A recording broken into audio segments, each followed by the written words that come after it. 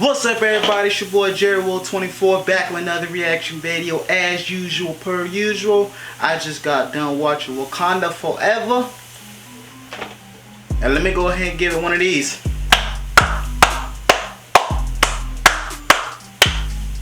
Emotional, very emotional, man. They paid tribute to Chadwick. I probably didn't pronounce his name, excuse me, but R.I.P. man, R.I.P.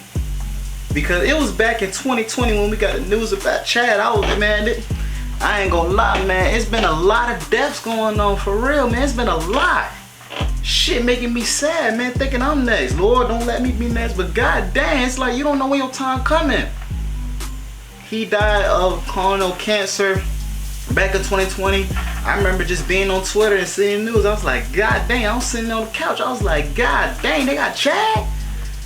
Dang, man. Like, everybody dying, man. That's how life go. But dang, man, Chad was a good cat, man. We didn't even know he had cancer. I think on his family knew. He didn't even tell the world, because I remember he had posted a video.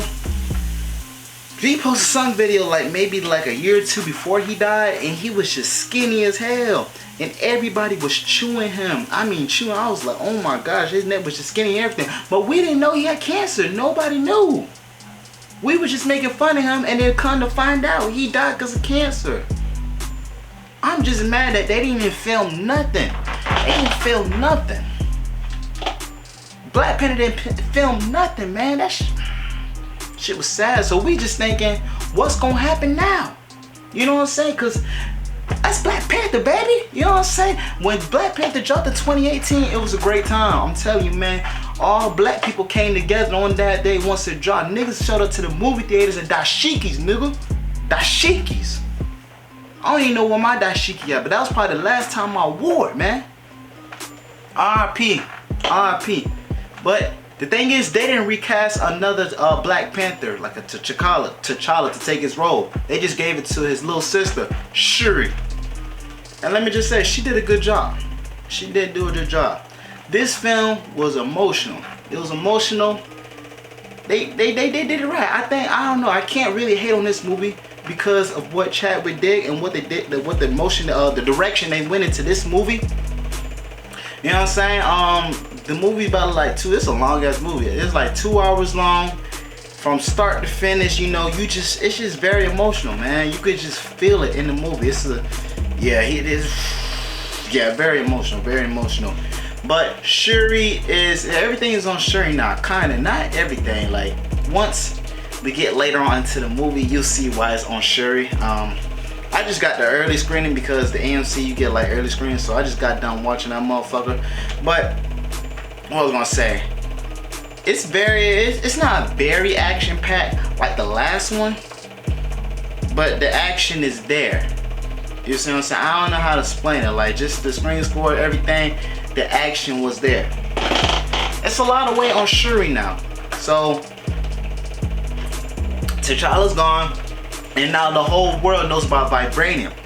Back in 2018, T'Challa let everybody know that Wakanda's here and we have vibranium. We're gonna give our resource to you guys. But since his death, everybody in the goddamn world is begging for the vibranium. They are searching heavy for vibranium because vibranium is the strongest metal on Earth in the Marvel universe. So everybody's trying to make it to a weapon form. And a dude named, what's his name? It starts with an M, Nomari, something like that. He don't like that. He has like an underwater empire. He's like an underwater king. He's actually a mutant. And in the comics, I don't think he really fought Black Panther like that. So I don't know how they came into whatever yet, but he's a mutant. And he has an underground kingdom. And they are stopping the surface world because they live underwater. So we're the surface world to them. He's stopping them from trying to take vibranium. And he wants to align with Wakanda to basically go to war with the rest of the world. And Wakanda's like, hold on, we ain't with all that, you know what I'm saying? He ain't hearing all that. He said you either with us or against us. So basically, so if Wakanda doesn't team up with him, he's gonna attack them and then attack the world, because that's the only people that can really stop us, Wakanda. They the only other African tribe that can really like stop his ass. And that's the whole premise of him, because I really didn't know like how that like the villain will tie into this movie. You know what I mean? Because Killmonger, he killed that. You know what I'm saying? RP to him, he died too in the movie. Not really. Michael B. Jordan didn't really die, but he died in the first movie. And the way he did his thing was amazing. So I'm like, dang, how can they come? Well, I don't think they were really trying to make a better villain. Just something to like tie in with the emotional ties for this movie. Because this movie was very, like I said, emotional, man. You could just feel it from beginning to the end. And so, like I said, his villain, Namori, and Killmonger's villain are they're basically the same, but Namori is more like an anti-hero. If you know the comics, he's more like an anti-hero, because in the comics, you know, what's called the X-Men are always trying to get him. Magneto, they're always trying to team up with him, but he always has his own agenda, and he will team up with them for his own benefits. You feel what I'm saying? Like, what I was gonna say. So yeah, he's trying to stop the surface world from getting a vibrant. He wants to go to war, like everybody else. Wakanda's not with that. And remember, Killmonger had destroyed all the herb stuff. This herb plant place that T'Challa went to get the Black Panther power. He destroyed all that. So Wakanda can't really have a Black Panther, because all the resources to turn into Black Panther is destroyed in the first movie. I had forgot about that. I really did. It's been that long, man. So I had forgot about that. But you know, Shuri is one of the smartest people in the Marvel Universe. And we also get to meet Ironheart too, Riri.